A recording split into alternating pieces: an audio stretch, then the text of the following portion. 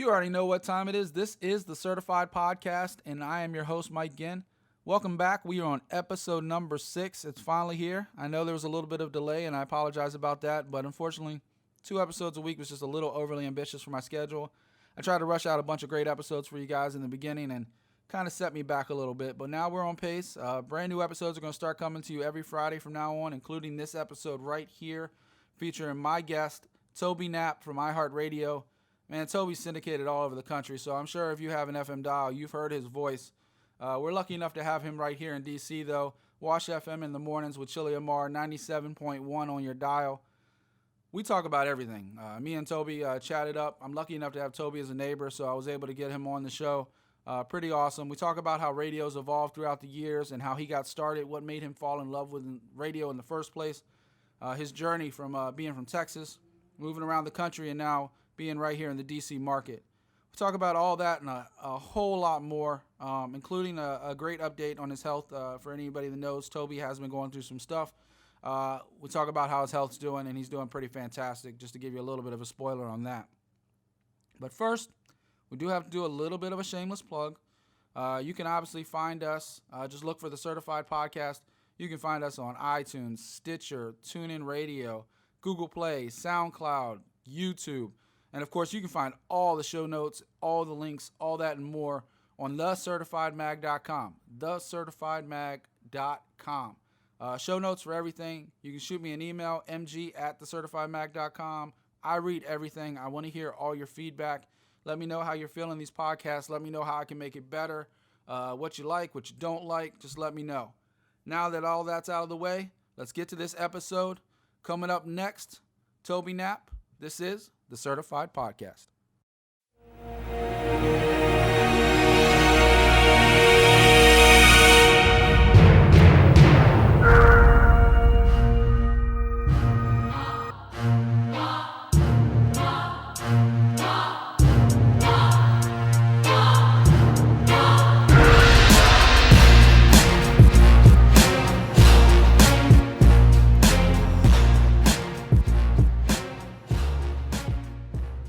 All right, everybody. I know it's been a minute, but we're back. This is the Certified Podcast, and I'm on with my main man from iHeartRadio, Mr. Toby Knapp.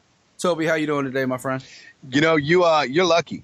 People don't realize that we're like neighbors, and we communicate all the time. Sometimes we see each other more because we have a mutual affinity for the pool. So when you hit me up and we're like, yo, do you want to do this? I'm like, yeah. So it's funny. I'm at the park across the street from where we live right now because they're in my house cleaning up. And I'm like, vacuums just aren't good for podcasts. So it's cool, man. You get the very rare insight of having me to answer all these questions that you might have for me. And if anybody is playing along with the home game, the reason why Mike and I are having this chat is because we're neighbors. I know him. And, you know, when you're neighbors, you trust one another. At least you would hope so. Not quite nepotism, but it pays off. It pays off a little bit. No, it helps. We got another business person in the community I'm gonna interview a little bit later, maybe in the next couple of weeks, Heather. So, definitely gonna make some of those connections count. But sure. Yeah, no, definitely. Well, so let's go back a little bit. I've known of you for a couple years. My wife more than I have. We've had this talk, but because my wife definitely listened to Hot 99.5 for a number of years. She still does. My daughter listens to it. And so I first came across you famously on the midday show. And then, of course, thanks to my daughter and my wife having it on my radio all the time, I became used to listening to you on my way to work because I bartend. So it definitely became a thing. And so now recently you made the move. So most people on TV would consider prime time the move, but in the radio business, mornings, that's prime time for you guys. So it's funny. I was doing afternoons. So in Washington, D.C., which is one of the biggest media markets in America, you know, you work your entire career to get to a market like this, and the chance to do it at Hot 99.5. You know, in 2006, when we got here, Kane and I got here at the same time with our boss, who's now our boss again, Jeff Capucci, who is, for people who are listening who understand radio, you know what he does behind the scenes. But for people who don't understand radio, there's always, in baseball, there's always a manager. There's a general manager. There's a guy behind the scenes that puts together and keeps all the chaos moving forward. And is he like a producer or more of a manager? He's straight up manager. He's the programming architect that we both worked for in Tampa, who was responsible for our success there. Yeah, he's program director. Exactly. Only he's the program director for all of the iHeartRadio stations in Washington and Baltimore. Okay. So it's like program director, but magnified. Like a regional program director. Yeah. So I went from doing afternoons on 99.5 to doing mornings across the hallway on iHeart's 97.1, co-hosting mornings with Chili Amar, who's been in place and in the Washington, D.C. market for a long, long time, too. So, the opportunity came up, late last year. They felt me out about it. And I was like, well, we can have that conversation because, 97.1's been around for a long, long time. Hot's been around for a long time, but 97.1's been around for a long, long time. And 97.1 talks to a bit broader, more female demographic, meaning they talk to more women who have kids, and look, we're not getting any younger. So it was a cool time to have a great conversation about a very cool opportunity. It's a little bit different of a demographic. I feel you, though. I miss getting up at noon. or rolling into work at 11:30. I miss doing traffic reports in the afternoons and saying things are craptastic and that people are butthurt on the Beltway and all this stuff. But, everything has to evolve if you stay stagnant. Elizabethany doesn't put quite the same spin on traffic that you do. But she does a great job. She's amazing, but she's a little more polite about the traffic than you are. Yeah, she was a Kane Show intern who went off and found her own way and then made her way back here to do nights. And now she's got, the afternoon slot on Hot. And, she sounds great. And Hot's in a great place. Cruz, who used to do nights, is back at Hot, overseeing Hot as program director. And, I was the assistant program director. So when Tommy Chuck stepped down and a lot of these changes were, coming to – a lot of things changed at the same time. And, for me personally, I was just like, after working with some great program directors, a guy who's now the program director of Z100 in New York, his boss, Thea Mitchum, who now runs iHeartRadio's radio station clusters in Boston and in Philadelphia and New York City. She's the regional, so she's over all of this, plus Power in New York. How do you really, Jeff Capucci, who's back here, how do you really top that list? Tommy Chuck, who's now running our stations in Tampa and Sarasota. It was just time. It's like it was a good time to set one microphone down and pick up another microphone. And you're right, man. Mornings is a different beast. It's a different animal, and I have new respect for everything that Kane's gone through that I never really understood until I started getting that 3 a.m. wake-up call. Oh, I'm sure. Yeah. That, and also now you got to work with somebody. You actually have a partner, so I'm sure that's a little different too. Chili likes to call it the arranged marriage. And, we're a couple of months into this whole experiment, if you will, not even experiment, this dance, getting to know each other, arranged marriage, like she says. And it's coming together. I feel like, we're still feeling each other out. Yeah, y'all definitely have some good chemistry. I've caught you a couple of mornings. Not that I like to get up that early and go in my car, but, we both have daughters, so we know how this goes. Yep. And I had to do that drive to D.C. to take my daughter to the doctor and the orthodontist and all this stuff in this last month. And it's like, I'm sitting there, I'm like, all right, well, let me listen. Yeah, and the cool thing about it is, Mike, is we actually can talk about things, for me, like the differences between Hot and 97.1 are, they both play contemporary music. The difference is that 97.1 plays a lot more contemporary music. I feel like 97's a little bit more like 80s and 90s. It's 80s, 90s, and now. So, the biggest songs of the 80s, biggest songs of the 90s. Variety is the key word when it comes to 97.1. Whereas Hot is all about now. Now, next, now, next, now, next. And, Hot? Hot's designed, one way. 97.1 is designed another way. All of them are designed to attract you and have you come. So, if you listen to 99.5, you listen to 97.1, you listen to DC 101, I don't mind who you listen to as long as it says iHeartRadio right there, one of those iHeartRadio stations. I didn't even know DC 101 is one of your stations now? And 100.3, these are all our stations. Well, I know it's all what used to be, Clear Channel? Like it used to be? Or is it still? Back in the day. Clear Channel was the old name. But look, it's all about iHeartRadio. It's all about that app. We go with you wherever you go. So if you're listening to this right now in grown Oklahoma, and expanded. Yeah. Come on. Are you still doing some of the syndicated stuff you used to tell me about? Sure. Yeah, I'm on a lot of radio stations. In fact, we're taping this at 2 o'clock on an afternoon, and I'm on across the country right now on our Today's Mix channels and our Star channels with different frequencies across the country. So it's a blessing, man, to get to do what you love every day and to use technology. Most definitely. be able to get into anybody's market, kind of like this. Yeah, no, and you know me. We've had this talk. I've done this for years on a written version. Now to kind of cross over to podcasting, it's been kind of new and scary, but it's also been kind of fun and cool and exciting. So I can only imagine on your level doing it for so long. I still haven't gotten used to the sound of my voice, but yeah, I don't think we ever do. It's funny, when you're with a bunch of radio people, and we'll be listening to a radio station, and somebody will do crack the mic to do what we call a break, or they'll start talking on the radio. We all get really quiet and we listen. And it's interesting. If you ever want to shut a bunch of radio people up, just turn a radio on with someone else doing a break, and we'll be like, "Oh, wait a minute, that was good, that was strong."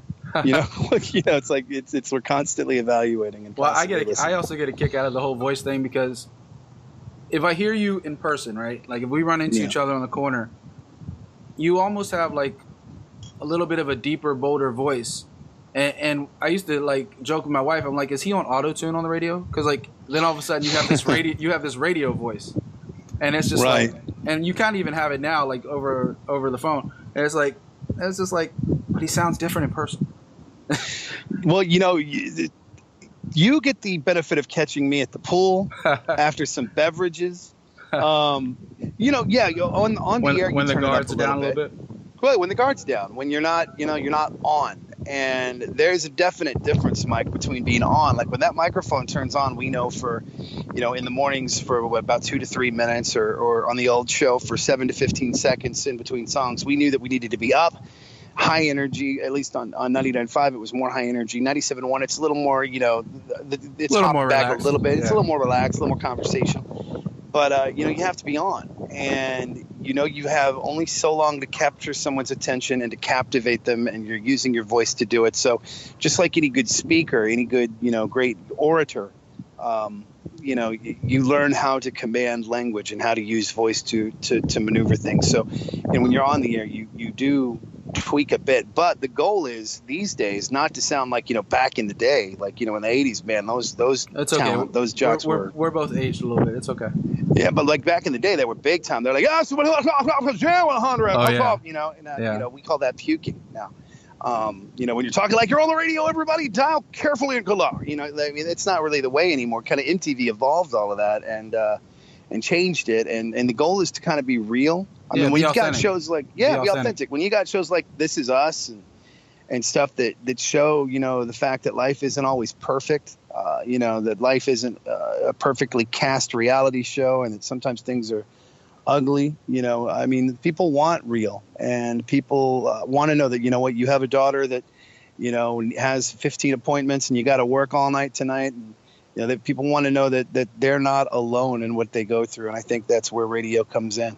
That's where technology, I think, nowadays is going, right? Because, you look at podcasting, and everybody with a microphone now has the ability. Everybody with a video camera can videocast or make a show. And, the cream kind of rises to the top. Sometimes you got to look through the haystack to find the nice needle. But, and then you got the old world of marketing and, I should say marketing, broadcasting of radio and television, which is always going to be king. Especially, right. Radio is one of the longest forms of broadcasting, since sound was being able to transmit, and right. Everybody thought television would kill radio. It didn't. Everybody thought satellite radio would kill radio. It didn't. I'm sure the numbers dipped a little bit when some of these new things came out, but I find myself listening to radio way more than I even listen to. Like, I used to hook up my iPod or my iPhone to the radio and listen to my own music, but now I even find myself listening to radio because I kind of crave that distraction, that somebody else talking to you, that engagement, if you will. And I think that's the key. You hit on right there. Well, number one, you can't be free. Number two, you can't be free with a distribution platform that's everywhere. Yeah. From your phone to your ride to whatever. So you can't beat that. But the most important thing I think about radio is, our CEO, Bob Pittman, likes to say that radio is the original social network. And it really is. It's the original form of companionship. When these storms hit Florida and these hurricanes blow through towns, people turn to what? Radio for information. They turn to somebody to know that, to know that they're not alone. And so, that companionship thing is absolutely important. Not to mention we have really good music curators. We call them music directors, but I prefer to call them curators because, these are real living human beings, not algorithms. We don't program in terms of ones and zeros. We program in terms of songs and feelings and emotions. And, there's some math to it, absolutely. But that thing that sets radio apart is that human component, that fact that you're enjoying a song and you're getting jacked up listening to it just like we are. Number one movie in the box office over the weekend was Black Panther. Every song on that soundtrack is amazing. So when this new song from Kendrick Lamar and SZA comes on, everybody's fired up hearing it. Any of the stuff from that, we're celebrating that. The new stuff from Justin Timberlake, we're celebrating that too. So when you have a down moment, there's a song for that, and I think that's why radio.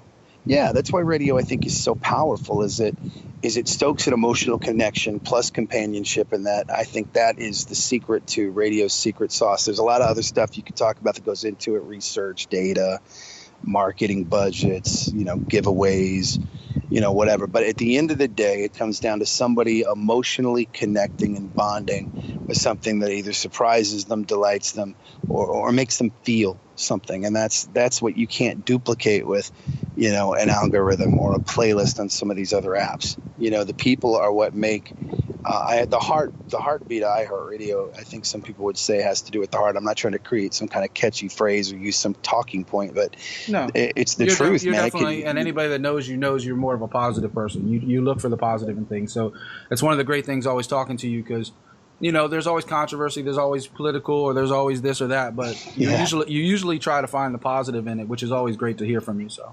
Well, good, man. Thank you. It means a lot coming from you. Yeah, I was listening to a couple of your Toby Talks little shows, and even the one you had with Diddy and DJ Khaled. Like, you were praising them about their positivity, but that could be said the same for you too. So. Well, I think that the thing, man, about artists and these people who make the music that we enjoy so much. Well, unless you're talking about Traffic in DC. Other than that. Well, Traffic in DC, you can't really be positive about it. So, but why try to sugarcoat it? It sucks. You know, that was my whole thing. They're like, I thought that was a joke when they wanted me to do traffic for the first time. They came to me and said, "Why don't you record these traffic reports? You need to be doing this yourself." Then they researched it and it came back really good. And I honestly thought I was tanking myself on purpose. I said, I'm going to give them the most ridiculous sounding traffic nonsense. And then it became a catchphrase. And then they were like, oh, damn, this is really good. You're doing yourself a disservice by not doing your own traffic reports. And I'm like, all right. But now it's funny, in the morning, and we got Lisa Baden, and Lisa Baden is synonymous with DC traffic. She understands that. So if I'm going to sit back and not do traffic on a show in Washington, D.C., it's going to be because Lisa Baden is doing that traffic. So, I joke about that. I'm like, you might have your traffic reporters, but we've got Lisa Baden. So, if this is like the Avengers, bring it on. So, all right. Well, we'll come back to today in just a little bit, but we kind of started heading down that path, talking about the old days, and kind of made me want to kind of curious a little bit because, what really got you into this? I mean, you come from Texas, Corpus Christi, right? My family's in Corpus Christi. I was from Houston. From Houston. And as you like to famously say, your parents named you Toby, so we got that yes, part. Correct. Yeah, they did. I was named after a donkey on my grandparents' farm. It's a true story. My grandmother hated the fact that when I was in utero, my dad was calling me Toby. My dad was a geologist, and then once upon a time, oil and gas was big in Texas, and then it kind of changed a little bit, and there were changes. So my dad reinvented himself and got a job with the federal government as a geologist, but working for the Army Corps. That job was in New York City. So, we moved from Houston with my family up to New York, which put me kind of in the Poconos, which is cool because, you get a chance to change yourself whenever you move or you make a life change. I was still in high school, so I was like, all right, well, let's do all the stuff I've always thought about doing. And when you're in high school, you really kind of don't have any idea sometimes as to what you want to do. So I, started exploring things like writing and, journalism, newspaper, yearbook stuff, and then took a radio practicum class at East Stroudsburg University, which really kind of unlocked things. Something about being in a studio, in a college radio station, being able to play whatever I wanted. There was something powerful about that voice and knowing people were listening, and then just being able to bond over music. I think we're playing with Pearl Jam songs and Soundgarden songs and Henry Rollins songs and So New Order. This is what, like mid 90s? Yeah, this was 93, 94. Because all those kind of struck a chord, because my very first job was working in a Waxy Maxie's. Well, then you know. Yeah, and you say Waxy Maxie's now, nobody has no idea what that is. You can say Sam Goody or some other, they may get an idea, but Waxy Maxie's was such a cliche, like small, like not small, they were a chain, but up and down mostly just the East Coast, and right. And it's like until Tower put them out of business. But was it around here? Were you working around the DC area? Alexandria. My very first job was one in a place called Landmark Plaza, Alexandria, and 94. And that's when it's funny you Pearl say Jam that. One and of Counting Crows and all those were blasting over everything. One of the biggest Nirvana. One of the biggest record executives in the business right now is Lee Leipzner, who went to Rockville High School, who used to manage a Waxy Maxie's on Rockville Pike. So, and now he's, freaking senior promotions executive at the very top of Columbia Records, or right up there at the very top in that orbit. And, it's funny how this whole thing starts with, passion for music and a love for what it is that we play, and for the artists who give us, music that gives our lives a great soundtrack, man. It all starts with something. And that's kind of how it started for me. Being able to pop off, say whatever I want for the most part, playing whatever I wanted to play at a college radio station turned into an overnight weekend job on a local station, top 40 station in the Poconos, which, led me to another opportunity, meeting a guy named Kid Kelly, who hosts, Backtracks USA nationally, programs all the pop formats for Sirius XM, like the first 10 channels now, and, producing his morning show back in the day and doing overnights for him. And that's kind of how the whole journey started, man. And it was a pretty quick ride, that kickstarted everything. And then, first afternoon show was in Lancaster, Pennsylvania, and at FM 97, where I still do nights, via our technology, being able to tape it and do it at night. How long did it get you to say Lancaster instead of Lancaster? First day.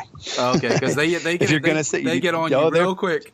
Yeah, they're religious about that, Lancaster. Yeah, it's not like Cali. Yeah, I had some people up there that we used to go visit all the time, and we love you, Lancaster. Say the name of the town right, Doc. Okay. Yeah, you say Lancaster, they kick you out of town. Oh yeah, they're like, we know you're not from here now. Well, what do you mean? I'm in Lancaster. Excuse me, Lancaster. Yeah, they're serious about that. But but that's Radio 101. Know your town. Yeah, know where you're at. That's announcing 101. Yeah. I mean, when I first got here, I was calling the Sam Ige Highway Sam Elg, because I couldn't tell that was an I from the road sign. And people are calling me up, correcting me. They're like, yeah, you can tell you just got here. I'm like, yeah, all right.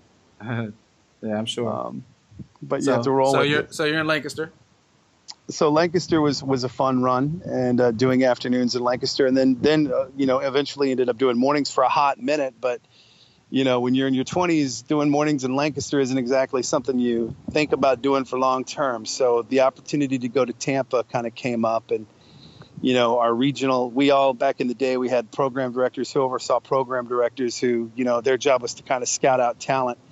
I was moonlighting the beach, so yeah. So I was moonlighting in Philadelphia at Q102 while I was in Lancaster, and doing weekends in Philadelphia. So I was getting kind of like my taste of that big city radio thing, and you realize there are things you can do in a big city you just can't do in a town like Lancaster. God love Lancaster; it's a great place. Love getting away from it's not far from where we live, so we shoot back up there every now and then for weekends, but. Man, that Philadelphia radio was just big. And then, you get this taste in your mouth for bigger, and you want more. And that's when Tampa came calling. And, Jeff, who is our boss again here in Washington and Baltimore, asked, he hit me up and said, hey, do you want to come do this? Sent the tape, got the call, and was off to Tampa. And then a couple of years later, that's when he brought Kane in. Kane was at XM to start XM up, and then some things were going on there, and I guess he wanted to, build the empire and expand it. So we had the chance to bring Kane back, and that was at FLZ in Tampa. And Kyla's mom, who is on the radio in DC as well, she was down at Tampa too. Kyla, your daughter? Yeah, Kyla, my daughter. Who's for anyone that's under a rock who doesn't know. Yeah. So, so that's kind of how that whole Tampa thing came to pass, and it was a good time, man. Tampa in the early 2000s, man, when when Backstreet was still kind of Backstreet and NSYNC was still kind of NSYNC, and it was just a good time to be in that city. And Man, what a playground! I mean, Tampa's like Las Vegas meets New Orleans on the beach. Well, I'm looking forward to it. Me and the wife are actually trying to eventually get down there in a couple years, get a house. Nice sun away from this cheap, chaotic weather. Cheap too. It's affordable. It's cheap. You can get like a 4-bedroom house with a pool if you want for under $200,000 down there in a nice neighborhood. Yeah, and no state tax, and that's that's the thing that's great too, man. And lots of jobs too because of the area. Absolutely. And not to get too sidetracked, because we will do that on this show. If you've listened to any of the previous episodes, they will definitely go off the rails on different things. So from Tampa, did Kane come up here first? You guys came together? How'd that work out? Came kind of about the same time. Was it coincidence or just the way it worked out? I think there's the one thing I know about my boss, and I can't claim to speak for him, but the man has always got a plan. He's like Mastermind. He's like Hannibal from the A-Team. You know what I mean? Yeah. He loves it when a plan comes together. He's got a plan B, a plan C, a plan D. And there's the quote for the show right there. And, you have to have that, man. And he did. And I think that, it was interesting because when you did what he did, Kane was program director of 93.3 at the time. I was up for another job and in New York and didn't get it, and it went another way, and that's fine because everything happens for a reason. And then I remember when the call came, it was like a holiday weekend, and he was like, yo, where you at with looking around on other stuff? It's like, well, don't take their calls, I need you here. And I'm like, all right. And it was really the quickest negotiation ever because you get the chance to work with someone who you really vibed with once before, who you love like family, who's like a brother. This guy's like family to me, so much so that when, I had some health stuff going at the end of last year, it was his wife that was first with me in the hospital till 4 a.m. He was one of the first people there with me, and he was one of the first calls I made. And he, that's the thing that I think that people don't understand. And I hope that someday they tell the story. Between Kane and Capugi and I, there's this really kind of powerful bond. And, it really is truly family in every sense of the term. That can be good sometimes, it can be bad sometimes, it can be brutally honest sometimes, but it's family. And that's the thing. We never deviate too far from that. Yeah, of course. Sometimes you spend more time with your coworkers than you do your own family. So sometimes they definitely become an extended family. I mean, they become your family. I think sometimes I see some of the coworkers I have now more than I see my own wife. So, I definitely get how close you can become. Better go get your wife some flowers, by the way, before she whoops that ass. I'm just saying. They're on the counter right now. I know your wife, and they better not be from last week Valentine's Day. You better go get some new. Nah, they are. And they're still fresh too. I got her some good ones, so they're still alive and kicking. And thanks to a science fair experiment a couple years ago, we know sugar keeps them alive. So there you go. There you go. See what they teach you in these MoCo schools? Yeah. Montgomery County? Yeah, there you go. When they don't get out of school for the wind blowing. But yeah. Yeah, right. So here you are in DC. Glad to have you, obviously. And everything does happen for a reason. I completely understand the whole thing about Kane and family and, and business in general. Like I said, I sit there and see my managers and my coworkers every day, 8, 9, 10 hours a day, come home, see your wife for like a couple hours, so, sometimes that's the way it goes. Right. But tell me this, how do you balance, because I know not just from social media, I know just from being around you that you're a fantastic father. Like, you and your ex are separated, whatever the case is. But we were never married. Yeah. We put the party before all of that stuff. But you always make time for your daughter. Like, hands down, you're that dad outside dance class. You're that dad taking her backstage to some of these concerts. How do you manage that? First things first. That's very kind of you to say, and I want to first say that I'm not perfect. It's none of us are. So. Dude, welcome to the teens. The conversations become more complex. And, don't scare me. I'm not there yet. You will be. Trust me when I tell you. Today was a nightmare alone. I'm not trying to even be there 3 years from now. It's not easy, man. But I think the greatest thing that I've ever been a part of is my daughter, and I think that the greatest thing that I've ever the greatest title or greatest accolade I have in life is the title called Daddy. And sometimes I worry that I don't show her enough. Sometimes I worry that sometimes I feel like I may not be as engaged as I need to be, but She really is, I think, the greatest thing that, her mom and I have ever been a part of. I mean, her mom's, got her husband and their son, and I know that she loves them both very, very equally. But, I think, I think it's a balancing act, like right now I'm aware that, she gets out of school soon and I don't need to pick her up because I have, doctor's appointments coming up this afternoon. It's like medical day today for me. And, I think in terms around her and how things that I'm doing will affect her world. And I listen to her about things in my world, from artists to music to things she's going through in life to, what words she's using, what they're saying on Snapchat. She actually, on 99.5, she was like my secret weapon. My old boss, Thea, who's now, like I was telling you about in New York, she used to say, who keeps you grounded, who keeps you focused on this stuff, who keeps you young? It's your daughter. She keeps you focused on things that, you wouldn't be paying attention to, but you're wired into it, And, so it's funny, like I'll screw with Kyla, and it'll piss her off and annoy her. Like I'll be using her words like cringy. It's so cringy, Dad. Oh, it's very cringy. She's like, well, you stop. I'm not using any of these words around. And then, or I ask her who she's snapping. And then I start asking her about different things they do with their hand on Snapchat and poses. So, she's just the most important thing in my life. And I don't know that I tell her that often enough. So what age? And I try to show it. What age did you let her get on some of that stuff? Because I know she has like her own Instagram and her own Snap. I think that she started probably 6th and 7th. That was a pretty in-depth conversation between her mom and I. But here's the thing that we kind of came to realize. You kind of have to police it because this is a brave new world, man. Yeah, I'm terrified. We're giving kids phones at 6. And when I'm talking about phones, I'm talking about iPhones, or I'm talking about the hand-me-down Samsung. She's going to get the S5 or the S6 while you're trying to get the S9. It doesn't matter what you do. Kids are getting phones. Technology is moving so fast. This is a generation that is growing up. They never knew life that was not connected, And while it's also very scary, it's also very cool. So I think for us, we kind of, had a conversation that, she needed to be connected because when we were away, she needed to have access to a phone in the event that something went wrong or the people watching her could, grab the phone and call us directly. But, then, she just starts learning. And, look, I'm not, I don't want to get into a judge-parents conversation, but we live in a day and age where parents will calm a kid down by putting a pad in front of them or a tablet and or a phone. And, it is what it is. I mean, you're not going to stop it. So I think we made a conscious decision to try to let her grow in the direction she wants to grow, but try to rein it in and try to keep an eye on things because you know what, man, look, we're grown-ups. We know some of the conversations we have with people over text and DMs and IMs. I mean, we're talking right now over Skype. This it's a brave new world. And, we know what some parents say to other parents, what adults say to other adults. Imagine some of the stuff that's being said kid to kid. So you kind of have to, I think you stay engaged.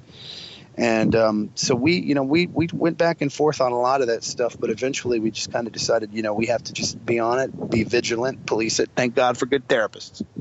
She's what? She's what? Like 13 now? 14? She'll be 14 at the end of the month, or end of March. So, well, happy early birthday, Kyla. Yeah, she's probably listening.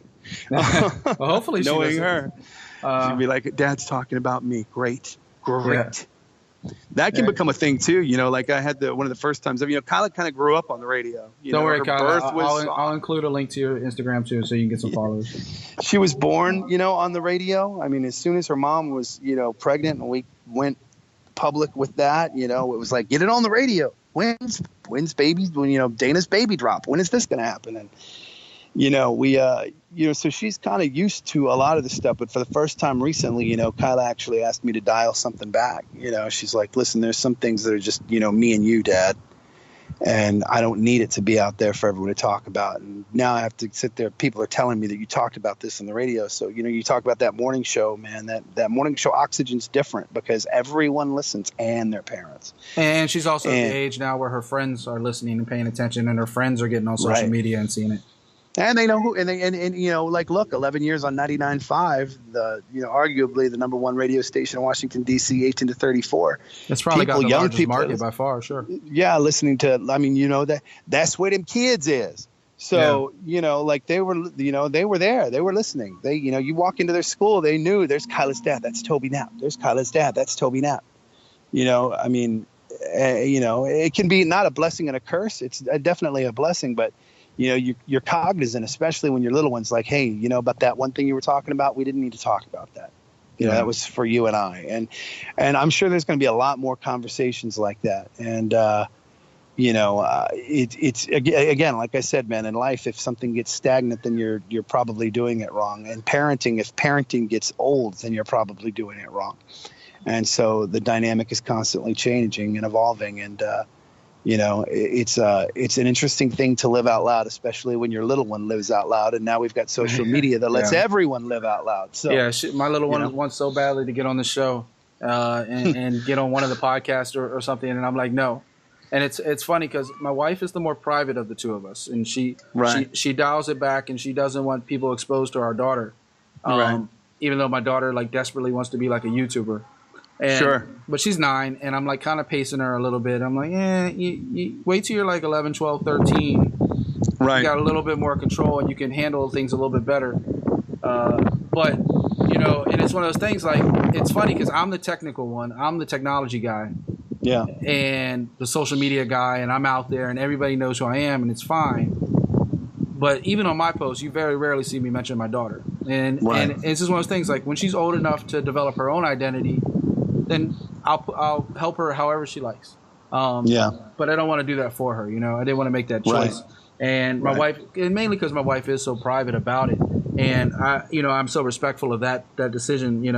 But I'm terrified of that day that we have to sit there and have that talk about the phone and everything else. And it'll happen. And when it does, you'll be ready for it because life finds a way to make you ready. I mean, I didn't even have a phone until I was like 21, I think. I was like, I feel you. And that was a big old block phone. And my phone had like a cord. I remember the first time my friends would call, there was no, you'd have to stretch the cord out all the way into the garage through the kitchen. People are all tripping over the cord back in the day. It's not like, now they're so connected. You don't know. Somebody else picking up while you're on the phone. Right. Or listening in. You're like, I'm on the phone.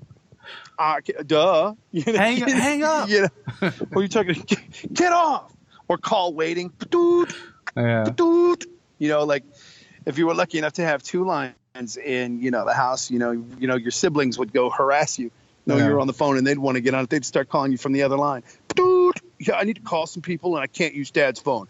It was nuts back in the day.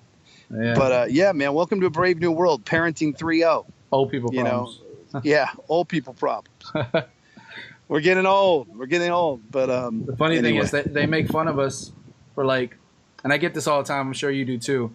They're like, "What do you know about social media?" I'm like, "We invented this shit." That was last night. Well, first of all, I found there are a lot of things about social media lately that I find that are interesting because it is interesting, the generational aspect of things. My daughter last night's trying to tell me, she's like, you need to just listen to me when it comes to things on Snapchat because, you don't even use Snapchat. Your generation just uses Facebook. That's all you guys use. You're so late to the game. I'm like, excuse me. I'm sorry, but my Snap story, man, I was walking Clover on Potty Talks before you were like even on Snap. Get at me, well, and then it's like, well, you're just on it because you know what you do and all this. I'm like, well, yes, but still, you have to stay up on this stuff. And I know you wanted to talk about the media and how, social media with radio, it's absolutely everything. If you think of radio as being the original social network platform, right? Facebook before Facebook, and then you have all these other things that go along with it. By the way, I'm supposed to be the one doing the segues, not you. But I'm sorry, man.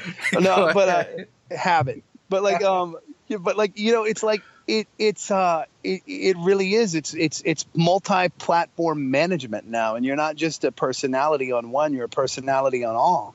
Yeah, most definitely. And some people who are in radio have the power of that radio platform, which does give you a megaphone for some things. And you can talk about something. You can go in depth on a blog or in depth on a Facebook post, or check my tweets. Whatever. I mean, There are so many aspects to life now. It's a way to communicate, even though when your show goes off the air. Like even when you're off the air, you're on the air. And like I noticed, not just you, obviously you, Kane, and some others. I follow and I've interviewed before Sunny from WPGC, and she does that really big too. She's like all over social media, and it's one of those things. And especially her, being a more attractive female, she obviously gets that different clientele as well.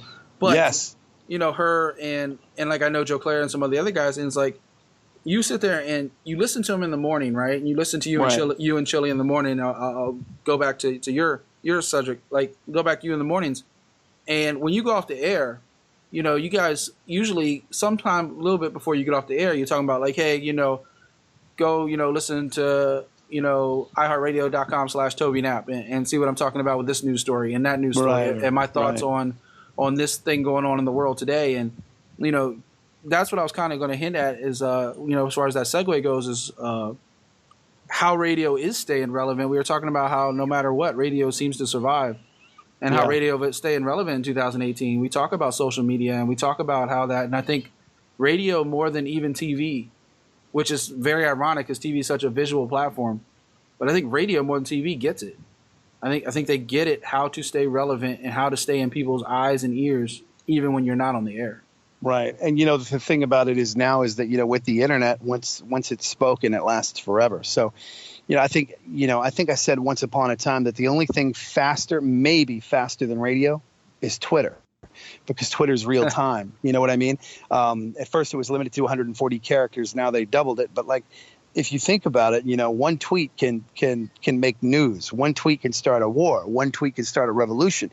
The same thing could be said with the spoken word, on radio, broadcast radio, something goes on, Billy Graham dies, right? People be like, Billy who?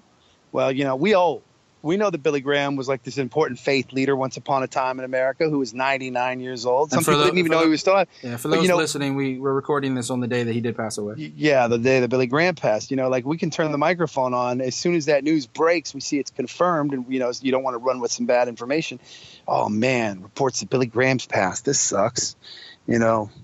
Thoughts and prayers, best wishes, pour one out, Yeah. You can move that fast. Radio moves that fast. And the only thing that maybe moves faster is maybe Twitter. And I think that that's key. Michael Jackson passed away. I remember being on the air here in Washington, D.C. when that happened, having to go on the air and deliver that news, and it's instantly shocking. And, if there's anything that captures the power of emotional moments, I think it's radio. And that's the thing that's different between, radio and, say, the Internet of Things and all these different apps for social living out loud, if you will. Twitter's some words. Facebook is some words, some posts. Now they've got videos. So, Facebook Live's a big thing, but you're not live all the time. Yeah, I've always considered Facebook more the personal platform. Like Twitter, I consider more of a social public worldly platform, and Facebook I kind of say for friends and family. And I know some people use it for everybody, but that's kind of always how I've differentiated the two. And then Instagram now has become like the pictures for everybody. But yeah, Instagram is Facebook. I mean, Instagram and Facebook. It's going to be interesting to see how Facebook continues that integration, because the one thing Snap did really well was give people the chance to live through quick video vignettes. It's like story of life. You know what I mean? Like. Yeah, I don't know how I feel about their latest update, though. It's kind of confusing now. Yeah, it's a little odd. I'm like sitting there. I'm afraid to look at it because I don't want people to be like, yo, Toby Knapp's checking out my store. Why is he creeping me? It's not just that. It's like they mix the stories with the chats, and then they mix the discovery. They mix some of your friends with the magazines or whatever. Yeah. And it's like, where do I go to see... Like, 'cause I've never been a big Snapchat poster, but I've always been one that likes to see all my friends and family videos and stuff. And it's like you lurking. Yeah, absolutely. I tell people I creep on it all the time. So I'll see what you're doing. Don't worry. Right. And I look at it and I'm like, all right, but now I'm like, but some of the videos are here and some of them are over here. Right. I think Snapchat kind of shot themselves in the foot a little bit with that last one. I think it's early. Here's how I know that it was a little interesting. Kyla and some of her friends, I was, taking them to dinner or something last week, and they were talking about how to undo the update, which to me was very telling. When you've got your super hyper users talking about how to undo an update, that means you did something wrong. So, any drastic change, that. Remember Facebook, number of times people have been like, no. Yeah, but in life, though, that's the thing, man. In life, when you change the water, you don't want to drink it. When you make a change to somebody's routine and what some people like, it's going to take them a minute to like it. And it's the same thing with radio. When you make a change, it may be somebody's different cup of tea. Could be that, you're introducing somebody to something they really do like. Look at Coke and, Coke and New Coke. We know how that debacle ended. Yeah. So, I mean. A lot of kids listening right now, like, what's New Coke? What's Coke and New Coke? Google it.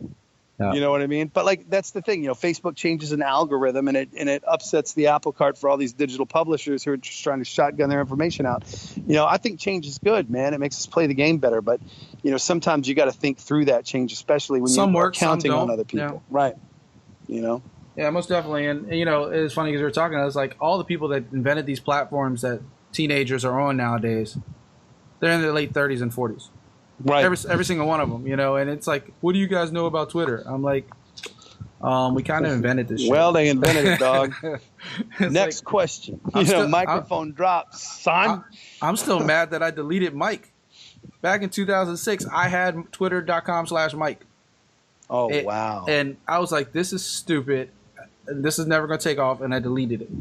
Yeah, and then they tell you, once you delete this, you'll never get it again. Once you delete it, you'll never get it. That's how it was with Snapchat and me. I had Toby Knapp originally, and then I was kind of hanging out with somebody who didn't like the fact that, an ex at the time or whatever could still see me or message me on Snapchat via that way. She was like, get rid of it. You don't need to be on Snapchat. And I'm like, well, kind of, yeah, I do. But you know what? This is my relationship, so I'm just going to listen to you. And, I deleted it. So now it's, my Snap is Toby Knapp, the number one. Toby Knapp can never be used again. So it's like, well, there's that. Yeah. But, that happened to me also with AKA Mike. Like if everybody notices I have the underscore and I had it for a long time and then I changed it to something different and I went to go change it back not even a week later and then somebody took my thing. I was like, oh, you son of a biscuit. Yeah. All right. It's just the way it goes sometimes, but yeah, you got to roll with it, man. If you develop enough good content, people will find you no matter what your name is. So. Sure. And that's the truth. And they'll find you no matter where the platform is now. And that's the thing that I think people who create content need to remember is that good content will generate fans. People will always be drawn to something that they can relate to, something that makes them feel. Again, it comes down to that keyword feel and that keyword emotion and that keyword connection. And, if you create things that cut through and genuinely foster connections and genuinely empower people's feelings, you're never going to have a problem creating content. It's when you create this Me Too stuff or you create a knockoff or you create this and also that's when it gets old. You know what I mean? So genuinely try to be unique. I mean, that's the great thing about radio. We talk a lot about 99.5, even on 97.1. Each of the people who anchor the major day parts are unique personalities who bring something very special to what they do. You're each your own personal brand. Yeah, you really are. And I think that, in my business, people are more and more becoming aware of just how important that is. Today, we got big news. Bobby Bones is going to be on the new American Idol as a mentor. Bobby Bones, morning guy on the country radio stations.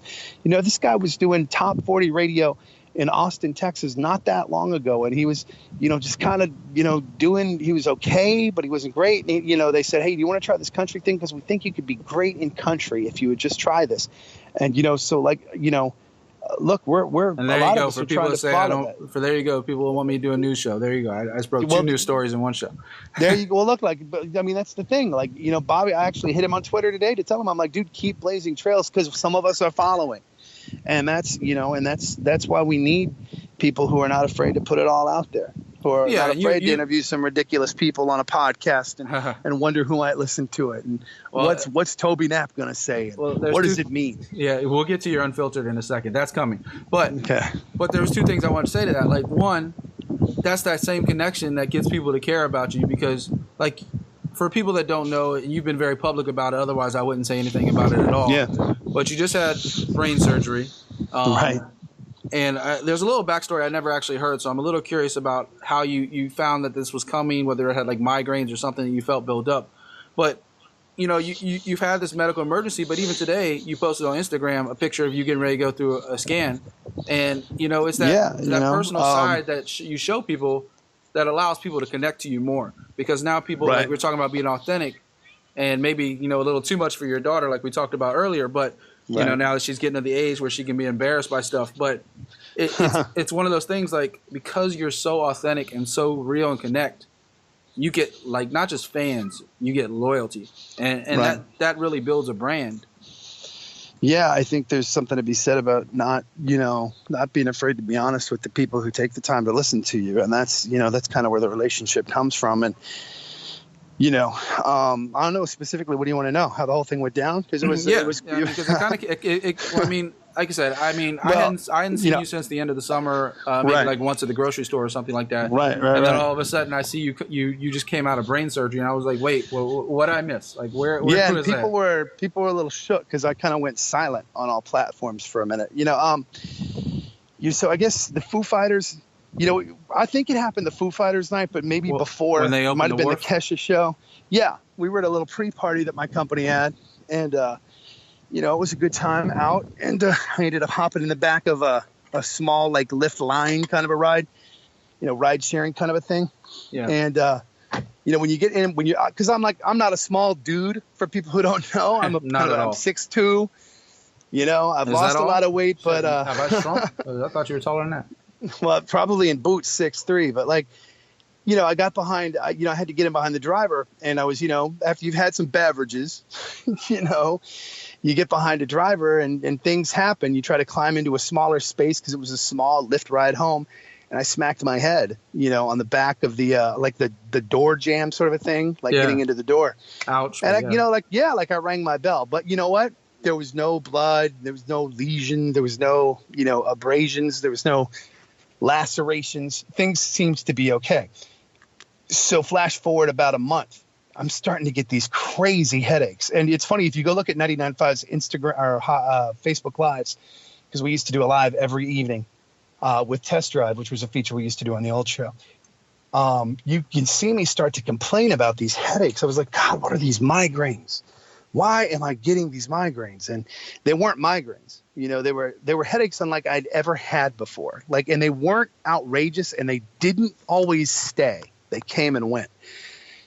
So, I lived with them for about 3 weeks, self-medicated them, and didn't know what was going on. And finally, one night, I'm on the phone with an old boss, with Thea, and she's like, wait a minute. She's like, you all right? What's going on with you? And I'm like, honestly, I'm having these headaches. She's like, well, you need to take care of yourself. We're not getting any younger. These headaches, she basically was like, take your ass to the hospital. Yeah. And I'm like, okay. So it was the night the Astros won the World Series. I was going to go home and watch the game. And she's like, so what are you going to do? And I go, well, I'm going to go home and watch the Astros win the World Series. She's like, well, I was hoping you're going to say you're going to take your ass to the hospital. Don't go to urgent care. Take your ass to the hospital. So, all right. So I went to the hospital.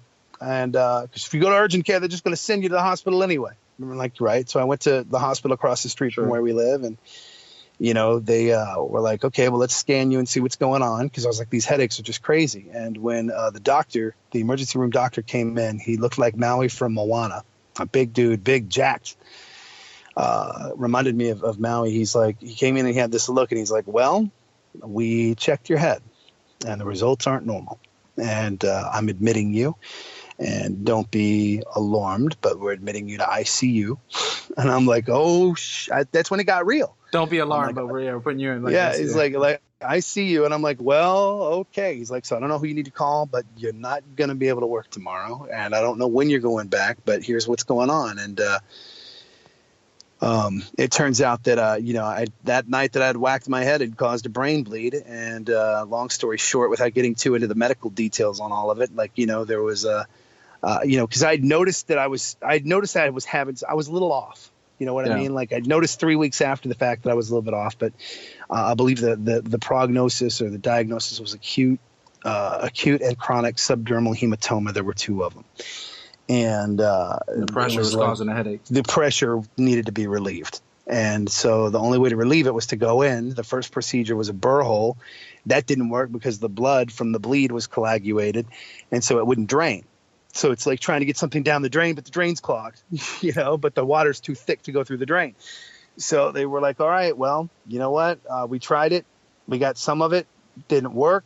We're going to go in and do a full-blown craniotomy. And they went in, relieved the pressure, and that was what you saw today was a follow-up CT scan to make sure that the pressure and everything continues to heal. And those results from today's thing will be transmitted to my care team. And in fact, when I wrap up with you, I'm heading down by the mall where we live to go see another, neurologist about some of the stuff related to my aftercare. But, the great thing is out good right now? Yeah, after they – first of all, my shout out to Dr. Narayanan. If you ever have to have a neurosurgeon do things, get one that went to MIT and Harvard and who has been groundbreaking in experimental medicine, who happens to just be your emergency room doctor that night. I mean, the on-call neurosurgeon. It was just by luck that I got this woman who is a rock star of medicine. And she really is a rock star. Like, this woman has done procedures that you read about, you see on TV in Grey's Anatomy. I mean, she's that good. So, long story short, she kind of oversaw things with the surgery, and the care team had been incredible. The people at Shady Grove were just awesome. And, I can't complain, man. Once she relieved the pressure, everything just started rocketing back to the point where, they were like, man, you're not going to need all these home visits, because they didn't know when I was going to go back at first. And then once they started seeing everything get back to normal, like in the hospital after the surgery, they were like, all right, well, you get to go. We can release you. You can go back to work Monday, light duty. And I'm like, wait. Why don't we make that Wednesday? Because, like when you're in the hospital, y'all think I might have been in the hospital relaxing. It's not like I was at the Shady Grove Adventist Healthcare bed and breakfast. Yeah. I mean, they're waking you up every 2 hours. People are, you're in an ICU, so there are people who are worse off than you that are like, a couple of days get back to normal. Yeah, like it's like, and here I am like bouncing back. So, I was, I spent most of my time in ICU, then a couple of days, recovering on the 4th floor up there, and then out. And, it was what a great team. And it's all because of great surgeons, man. Well, we're glad you're still with us. That's definitely some scary stuff, I'm lucky, especially when you don't even know why. Yeah, I mean, I didn't know, and I'm lucky that they caught it, and I'm lucky that I went in, and I'm real thankful that Thea and Jeff and Capuji, the team, they were all like, handle your business, and everybody made it real easy for me to focus on getting better, and that's the thing, man. People want to dog corporations and all of this stuff. If I've never had a bad experience in my company, then when it comes to the people, they value that asset. And I know that that's not the same experience for everyone everywhere. But, for me, it's made all the difference, especially recently. Yeah, definitely. Like I said, we're glad you're still with us. Otherwise, mornings would be really sucky. Man. Like DC traffic, it would suck. Well, it still does. It's craptastic. Craptastic. Trust me, I'm driving it all the time. I know this very, very well. Right. All right. Before I go, this might be my only interview style question. Okay. Because like I said, we like to make these more conversation, have some fun, let it free flow. Wherever it goes, it goes. But one of the great reasons why I do love interviewing people that are also on the same side of the microphone as I am, whether it's John Anik from the UFC or Sonny, like we were talking about before, and some of the other people I've interviewed, Molly Karam. The great thing about us is that we have stories about everybody. Like celebrities, they tell a story. They can really only talk about themselves. Right. Us, we kind of got stories about everybody. So I'm not going to ask you to throw anybody under the bus. That's not really what this is about. I try to stay a little bit more positive myself. But there is one story you told maybe right before the end of your midday run. It's been a little bit about Halsey and about how cool she was and how excited she was to see you because you said nice things about her, and I don't remember how the whole story goes, so I'll let you. You can still hear the interview if you find that my channel, my personal channel on iHeartRadio, the Toby Knapp Show. Feel free to shout it out. Yeah, it's on the iHeartRadio app, and all the interviews I did in afternoons on 99.5 live there, and then the interviews that I still do because I'm still on all these stations for the company. Yeah. I've talked to so many artists, man, and the pivotal moment was when I decided to start talking to artists like people.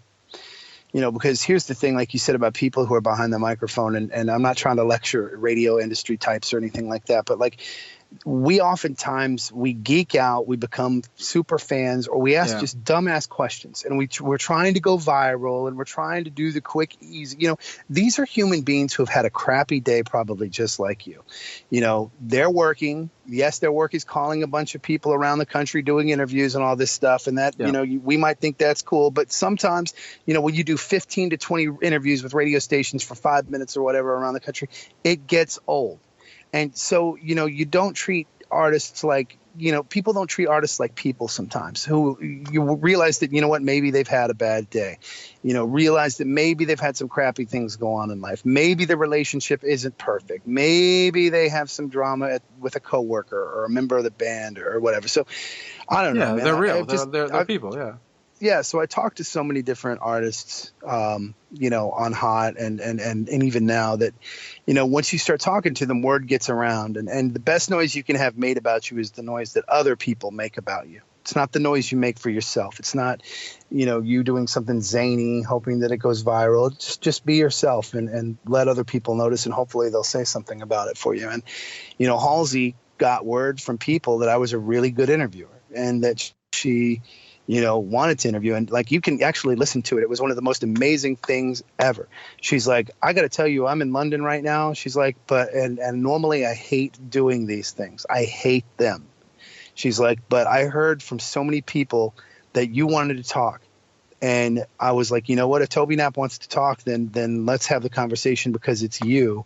And I've heard this about you and you need to know that. And, for Halsey to say that, I mean, and you look at the pictures, man, from when Halsey was in DC last time, listen to the conversation since. Halsey's been very, very, she's made it a point to point that out. Every time I've talked to her, she's like, you're not like these other people. You don't interview fantastic. Like these other people.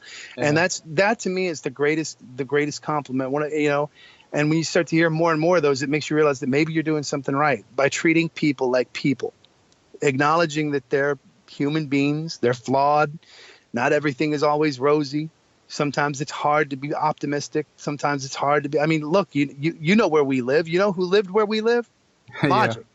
Yeah. I mean, I saw that post earlier. He lived in Gaithersburg, though, right? Well, he lived in Gaithersburg, but there was a summer that he lived where you and I live now. Oh, really? Yeah, and the people who run the place where we live, they're the ones who told me. But they didn't call him Logic. They called him Bobby. Of course, nobody wanted to pay attention to him. They wanted to report him because maybe they smelled some things or maybe they were like, whatever. But nobody wanted to pay attention to this kid who now is single-handedly changing the game in music. Yeah, changing the industry. And he's a person who's got real stuff and he's been through real things. And you know what? When you can tap into those stories and tell those stories, other people will respond just like Halsey responded to me in that whole conversation. And it was pretty powerful stuff. It's pretty epic. And, I'm just thankful, man, that I've had the opportunity to talk to some really good people, really amazing people, from presidents to Pitbull, and everybody in between. Somebody once told me, man, you will never go wrong having a conversation. Yeah, no, exactly. You don't have to say yes to everything. You don't have to say no to everything, but you'll never go wrong by just having a conversation with anybody about anything, whether it's a job or whether it's life or a new job or career or whatever. Talk to anyone because everyone has something that they can teach and be willing to listen. Yeah, most definitely. So, I mean, I'm not trying to kiss your butt or blow smoke up your ass. You're definitely a role model to me. Some of the stuff you do and you've done, and the positivity you spread, most definitely. There's nothing wrong with being authentic, being real, and having a conversation. That's what this show's all about. That's what I'm hoping to continue doing. Like I said, if you listen to any past episodes, you listen to future episodes, it's always going to be a conversation. Nobody really wants to sit back and listen to those like Halsey. Like, she doesn't want to sit there and listen to a canned interview. Like, what's your favorite thing about this? Yeah, what would you like to do if color? You could kiss any boy? Are you and G-Eazy boning? Did G-Eazy get you flowers? What does this mean? It's like treat these people like people. Nobody wants that. It's like, so Halsey, what was that you were doing in Miami? Do you really think she wants to revisit that? This woman had that photograph plastered on every major freaking print publication. Let the woman be the woman that she is. You know what? Nobody gets into your business. Yeah, and that's I think she's pretty open. I think she's pretty open on her own too, so she doesn't really have to hide about it either. So no, I think, and that's the thing. And you talk about being positive, and I try to be positive, but it's not always easy to be positive. And I have bad days, not in this landscape. Moments, and but I got to tell you, man, you try to. At the end of every day, I stop and I think to myself, you know what? Yeah, there've been some things that suck, but at the end of the day, I have the opportunity to make people's lives better, doing a job that I love, and I'm very blessed for the chance to do it. So if I have to get up at 2:45 in the morning now, or sometimes I miss the fact that I could wake up at noon, it is what it is. Welcome to the big job. Yeah, right. And that's the thing I remind myself of, man. On mornings when I'm driving into work at 3:45, 4 a.m. and I'm like, this is just really what I want. Like I smack myself verbally. The studio's close though, right? Isn't it in Rockville? Yeah, it's like 5 minutes away. Yeah. But at least you don't have to drive that far. But 4 a.m. is still 4 a.m. Oh, no doubt, no doubt. Like I said, most people know I'm a bartender, so like I said, I'm going to sleep when you're getting up and going. So right. Well, good stuff, man. I appreciate you coming on. I will say there is one question I have. One question. Go ahead. How much money is Shady Grove Fertility paying you? Because every post of you walking your dog is tagged Shady Grove Fertility. Man, come on, man. The hustle is real. Some people have Uber. Some people have Lyft. I got Shady Grove Fertility. No, they're not paying me anything. I just, honestly, talk about next time you're trying to get somebody pregnant. There you go. Yeah, no, where that happened. The first time, Instagram became what Instagram was, and they would let you tag where you were at. Yeah. And, everybody's using like Foursquare, and look, we could check in here. And anybody ever wants to find Toby, you'll see him walking his little dog around the neighborhood. Yeah, well, I'm not trying to tell everybody where we live exactly.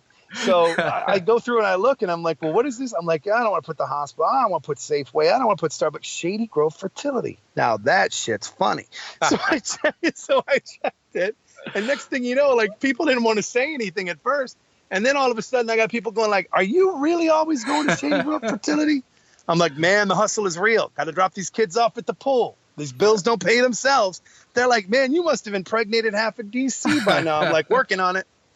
Yeah, but, for those who don't know, it's right behind us. It's literally like this big building right on the corner behind us. But Toby, thank you so much, man. I will let you go. Anytime, let you get Mike. to And if you need anything, I got to get down to one down by the mall in like 15 minutes. So if you need anything, man, and don't be afraid to hit me up. One day I'm gonna get you on the show and get the unfiltered version of Toby too. Go ahead, we can do that. If iHeartRadio allows it. We can tape anything by the pool. I mean, it's neighbors. There you go. Just go on your Facebook Live. All right, Toby. Well, thanks, man. I will let you go. Thank you so much. Ladies and gentlemen, that's Toby Knapp. All the links will be in the show notes on the website. As always, YouTube, iTunes, SoundCloud, and basically anywhere you can get your hands on a podcast. So thank you, Toby. Ladies and gentlemen, we're out.